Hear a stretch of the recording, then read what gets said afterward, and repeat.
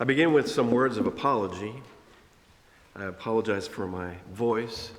It's not as strong as it normally is. I did get a bit of a bug going up north to Philadelphia. And because of the bug, I'm actually restricted from doing something that I love to do, and that is giving hugs. I'm a hugger. And Jan Hollenreich, after having been gone for her time up north, came to hug me, and painfully I had to say to her, "No, stay away." Dale's mom looked at me and said, "Oh, Guillermo, I want to give you a hug." And I was like, "No, please stay away." So for each and every one of you there, this is my hug to you at this moment. In seminary, there is a class on weddings, baptisms, and funerals. And the words of wisdom from the professor is to keep in mind the congregation that has gathered to remember and celebrate the deceased. And as I look at this community, I am aware that it is a mixed group. Some of you know this church and this pastor very well. Some of you are here for the very first time. Some of you are deep believers, faithful, and some of you are not really quite sure what to believe. Some of you are of the Episcopalian tradition, and I hope you recognized those few lines in the beginning of the service under Fred's request, "World without end." And some of you might still be searching, not really quite sure which church to call your own.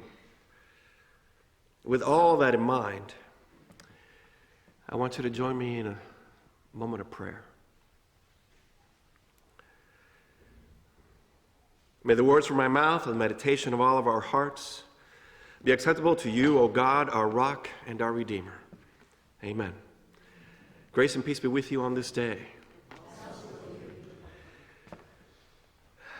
I read to you now from the Gospel of Matthew, chapter 22, King James Version.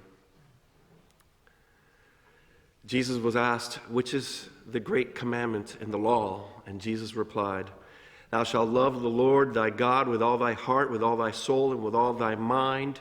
This is the first and great commandment. And the second is like it. Thou shalt love thy neighbor as thyself. On these two commandments hang all the law and the prophets." And the next passage I would like to read is from the book of Isaiah, one that Fred in particular found comfort in. The prophet Isaiah wrote, "Those who hope in the Lord will renew their strength. They will soar on wings like eagles. They will run and not grow weary. They will walk and not be faint." When I first met Fred, almost 9 years ago, I almost swore that I knew him already. But then I realized that I was mistaken because Fred is just so unforgettable. But I thought I knew him already, not so much because of physical appearance or the person, but because of the kindred spirit. There was something about Fred that he and I shared, and in time, I got to figure out what it was. He was a complex man, the type of person who broke all stereotypes. I do believe that in his previous life, he was a rum-drinking pirate, or a Polynesian surfer, possibly even one of the sailing buddies of Ernest Hemingway. I know something about surfing and sailing, not because I'm an aficionado of them or I'm any good at those activities.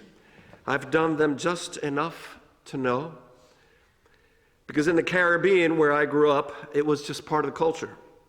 Just about anybody who's somebody in any of those islands does some surfing, some sailing, and some fishing. And so, for those of you who may not be acquainted with surfers, of which Fred was one of them, surfers love the thrill of riding that which most people avoid, the big wave. Sailors love the thrill of riding that which escapes most people, the wind. So it could be said that Fred was a thrill seeker, the type of man who would go sailing to Cuba and surfing in Costa Rica. And yet, as a complex man, he had the nerdiest and most square job there is, second only to ministers.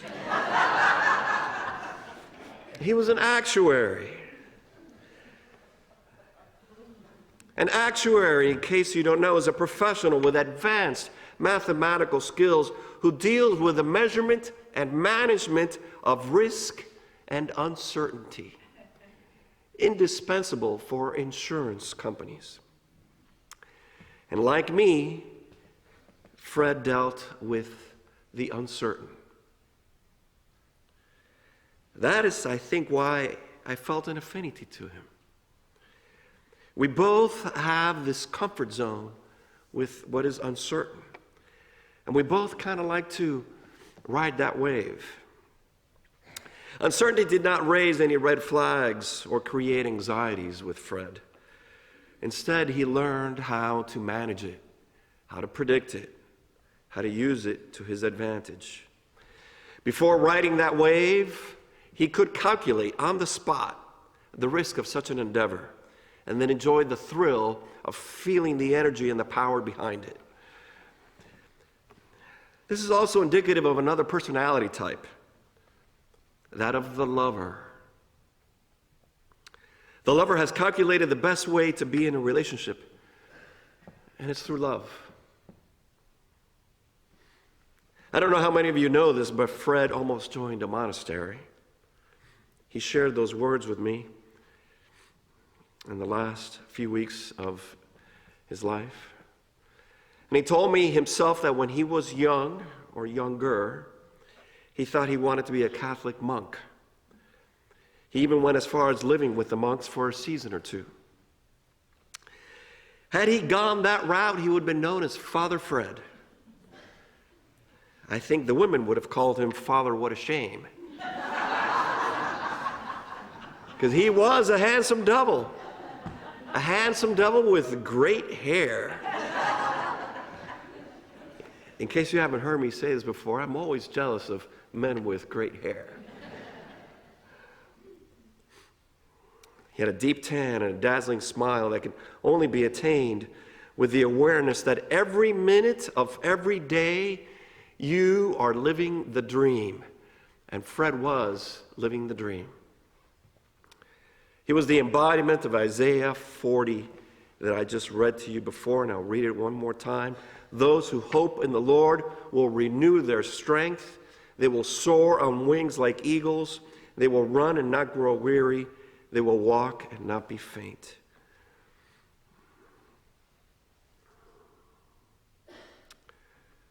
For a variety of reasons, Fred was a man of deep faith. His faith was built not only on tradition, but also on study and on experience. It was World Communion Sunday when I went to visit Fred. He was, for all practical purposes, comatose in those final hours. And as I offered the bread and the cup, I swear he woke up. He kind of came to. And he managed to participate. It was his last act here on earth. And we kind of have to ask, why? Why? If you are already crossing to the other side, why bother to wake up from that divine slumber?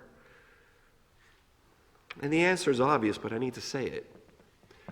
It's because he believed. It's because he was a man of faith. Fred knew that life required two things. Life requires two things when facing the challenges and the uncertainties that are thrown at us: faith and love. Faith, because you have to believe that you will overcome and emerge on the other side, regardless of what the difficulty might be. It's an act of faith that can just only get you on a flimsy little board to ride a powerful wave. And then love, because life is better lived if it's lived with love. And Fred loved. It is evident in all that he did. Most of all, he loved Dale. He and Dale lived and shared the love that does not come around too often. It's a love that continues. Listen to my present tense. It's a love that continues. We can't talk about it as if it was something that happened in the past and is now gone. Dale still loves Fred, not the memory of Fred, but the essence of Fred, which according to our faith still lives. We read it in Paul's letter to the Romans just a few moments ago. Nothing could separate us from the love of God, not life and not death. We read it in John 14, the notion that Jesus is preparing a place for us when we depart from this life and from this world. Now, to some people, this may sound silly. And as you might predict, it does not to me. Fred passed from this world, moving from one life to another, but the power of his love endures. Dale knows this to be true. In fact, anyone who has ever deeply loved knows this to be true. Because of my profession, every once in a while I come across people who tell me they are seeking spiritual enlightenment. They're chasing the elusive nirvana. And sometimes those people think that they have to, go to extreme measures. My advice to them is to find love. You want spiritual enlightenment? You want nirvana? Fall in love. Fall deeply in love. And then commit your life to that love. There is nothing more spiritually awakening than living a life of love, day in, day out, good or bad, highs and lows, for all the different conditions that there might be in life. It is through love that we can find the doorway to heaven on earth. To love deeply and faithfully is to enter the most spiritual exercise that there is. Through love, we can get a glimpse of the divine and access the Spirit of the living God. And I believe, Dale, that you and Fred loved at that level. Not everybody does, but Fred and Dale did. And your grief today is an expression of that love.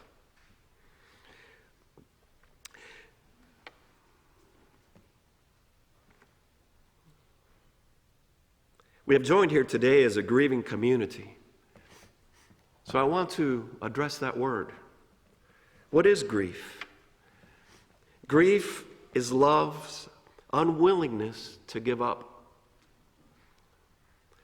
Grief is stretching the bonds and redefining the limits in order to create a space where love could still exist, even in the absence of the person.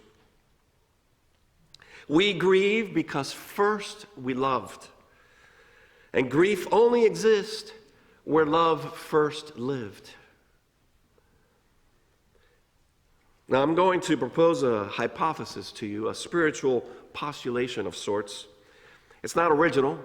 It's been around for a long time. Many pastors, priests, and mystics have proposed this, but for some reason it hasn't caught on. The gospel teaches that God is love, therefore, I will state that love lasts longer than life. Love endures even though the body fails. Love continues to live beyond the grave. There is the presence of love in the absence of the physical. So just go with me for a moment. When becoming a parent for the first time, it is said that bringing a child into this world opens the door to a type of love that we didn't know existed. We welcome parenthood because it opens up a new aspect within our heart, a new way to love, a new way to relate, a new way to form a deep connection. And strange as it seems, I find myself believing that losing somebody that we deeply love does the same. When a beloved dies, and in this case, Fred, his absence becomes its own presence. We come to love and hate this world. It represents all that is gone, all that we love, all that we miss. We hate the reality it represents, that Fred is physically missing from this world. But we also love the reality that it represents, that our love for Fred is so great that in many ways he's still here, even when he is no longer physically here. The absence of Fred allows us to tap into a new depth of love, one that we didn't know existed. It feels like a depth that we simply could not access while Fred was still alive. So today, we do more than remember and celebrate the life of a remarkable man. Today we celebrate love. Love in its fullness. And it's a fullness that cannot be completely understood until we pass through a stage of this sort. Today we celebrate that divine element that makes life worth living. Today we learn from Fred